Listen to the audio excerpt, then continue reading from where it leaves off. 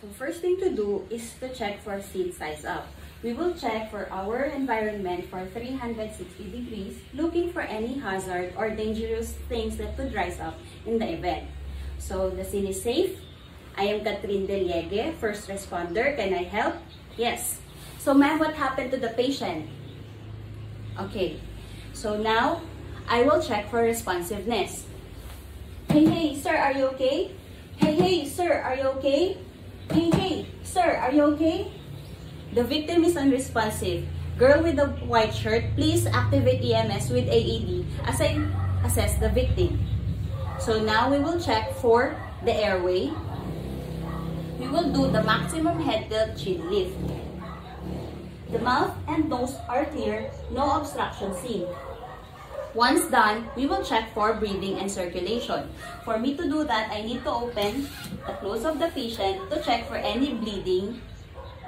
So now, breathing and circulation. For breathing, we will check for the pulse on the carotid, and we will use the look, listen, and feel method.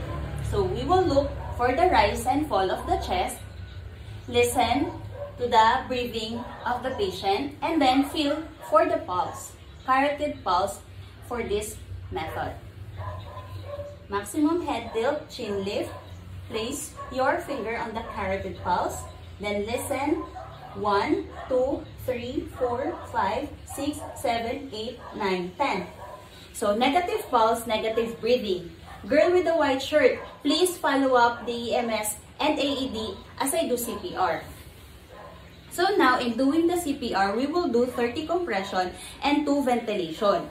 We'll be teaching you on how to use a pocket mask or one-way valve mask. We are using this to protect us first aid responder from any infectious disease.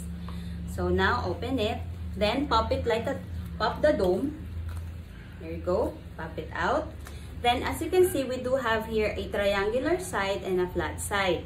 So the triangular sides will be placed on the bridge of the nose of the patient, and the base part will be placed in between the lips and the chin.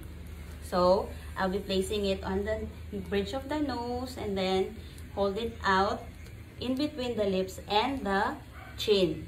So in holding the one-way valve, we will use the C and E technique. So C, you grab it out, C, and place it E on the side. Then support the chin with maximum head tilt, chin lift. Then make sure to check for the rise and fall of the chest. We will provide 2 ventilation. So for CPR, 30 compression and then 2 ventilation. Maximum head tilt, chin lift, C and E technique. Ventilate.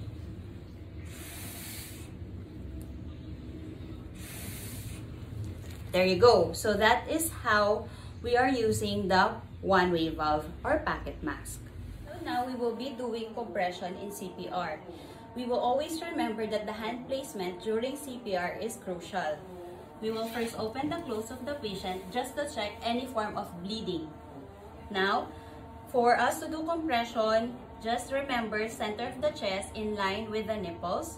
For compression, it should be 2 inches but not more than 2.4 inches. Our whole body weight should be used, not just the weight of the arms.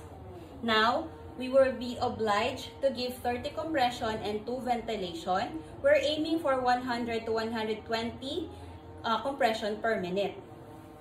So, let's start with the compression. The dominant hand should be in front. Then 30 compression, 2 ventilation, 5 cycles. Okay? 1, 2, 3, 4, 5, 6, 7, 8, 9, 10, 11, 12, 13, 14, 15, 16, 17, 18, 19, 20, 1, 2, 3, 4, 5, 6, 7, 8, 9, 1.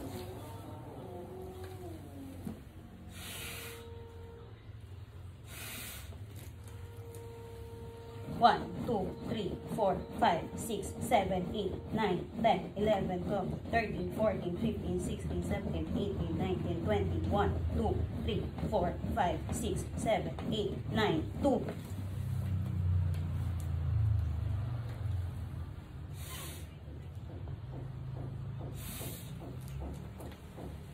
1, 2, 3, 4, 5, 6, 7, 8, 9, 10, 11, 12, 13, 14, 15, 16, 17, 18, 19, 20, 1, 2, 3, 4, 5, 6, 7, 8, 9, 3.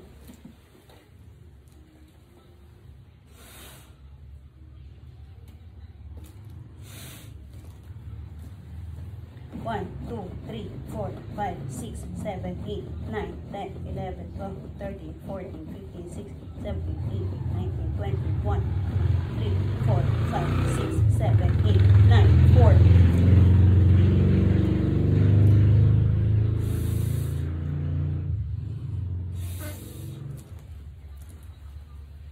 1, 2, 3, 4, 5, 6, 7, 8, 9, 10, 11, 12, 13, 14, 15, 16, 17, 18, 19, 20, 1, 2, 3, 4, 5, 6, 7, 8, 9, 5.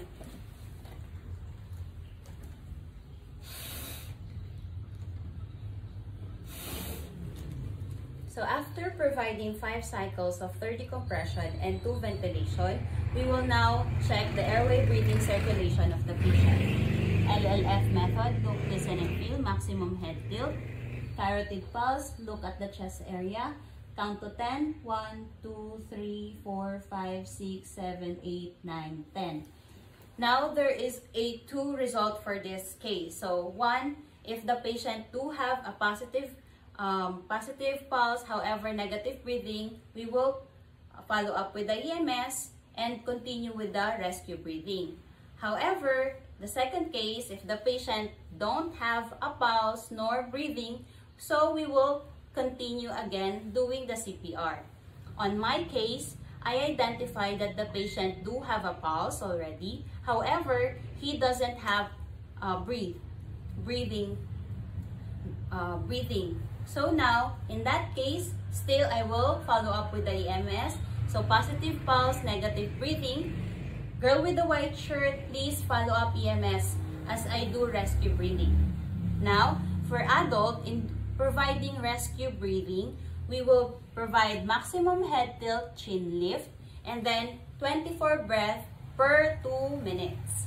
So in doing so, maximum head tilt, chin lift, C&E method, breath, 1, 1002, 1003, 1001, 1, 1002, 1003, 1002, 1, 1002, 1003, 1003, 1, 1002, 1003, 1004, 1, 1002, 1003, 1005, 1, 1002, 1003, 1006, 1, 1002, 1003, 1007, 1, 1002, 1003, 1008, 1, 1002, 1003, 1009, 1, 1002, 1003, 1010, 1, 1002, 1003, 1011, 1, 1002, 1003, 1012,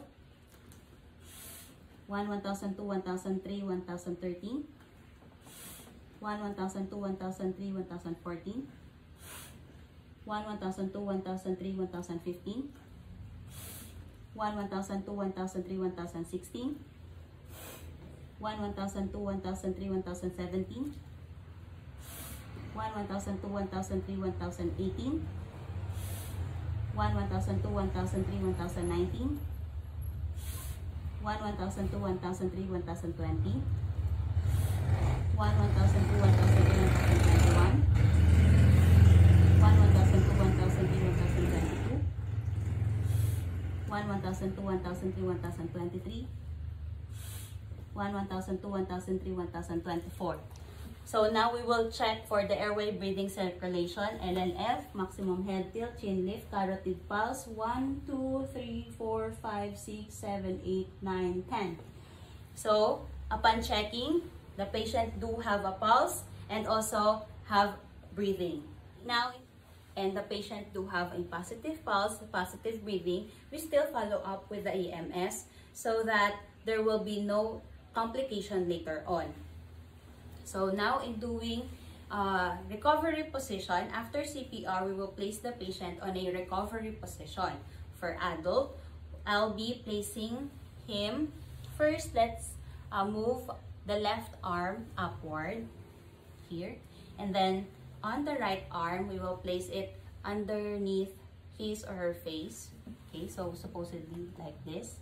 And then the right leg will be bent upward, and then slowly we will place the patient on a side-lying position. So let's say that the leg already bent up, then place the patient on a side-lying position. So now, sir, I'll be placing you on a side-lying position. Please bear with me. In a count of 3, we will do so. Okay? 1, 2, 3, side-lying position. So the arms will be here, or the palm will be here, and then the arms will be supporting the head area. So for the leg, make sure that it is right angle away from you. So we are placing the patient away from us, or facing away from us, so that the vomit or any secretion won't intend to place with us.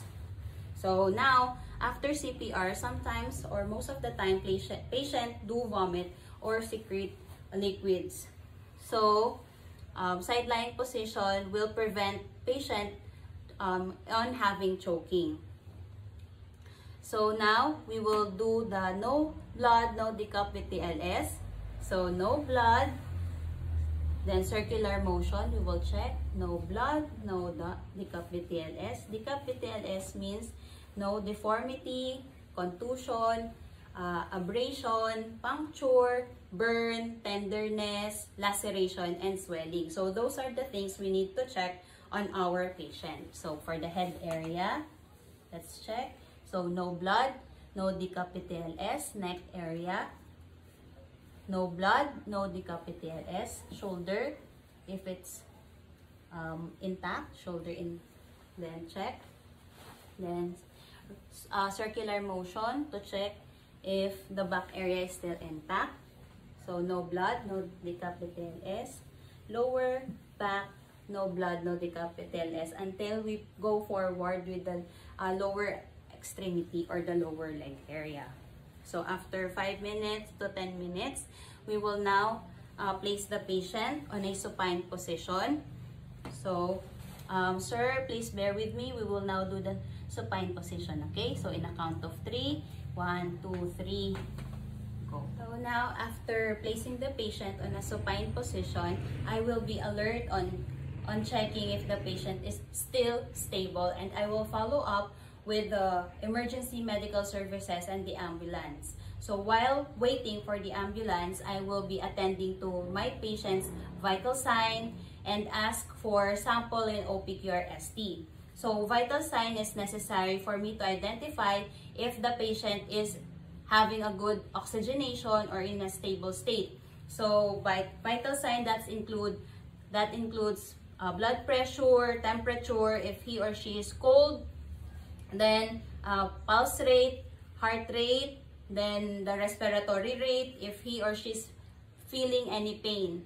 So now, after getting all the information for vital sign, I will go talk to my patient and ask for sample, which is the sign and symptoms, A for allergy, M for medication, P for past medical history, E for the event leading to this illness or injury. So I will jot down all those information. Then I can add up with the OPQR-ST, which is onset. I can ask the patient when this symptoms start. P, which is the provocation or palliation. When do the symptom provoke? So now, OPQ, the quality. Do you have pain like burning? What kind of pain? Is it burning pain? What kind of pain he or she is feeling? Now, OPQR for the region. So, where specifically does the symptom occur? OPQR. S naman is for severity. I will ask the patient on how painful he is feeling on a scale of 0 to 10. 10 is the highest. What range his feeling could be. Now, QRST for the time. Time, how long does the symptom persist? Okay, so when I do have those information, I can jot it down on a medical sheet, and then I can relay it to the medical team once they come in. I will continue to check for my patient for every 5 minutes since this is a cardiovascular illness concern. So that would be my CPR instruction demonstration on this process. Thank you.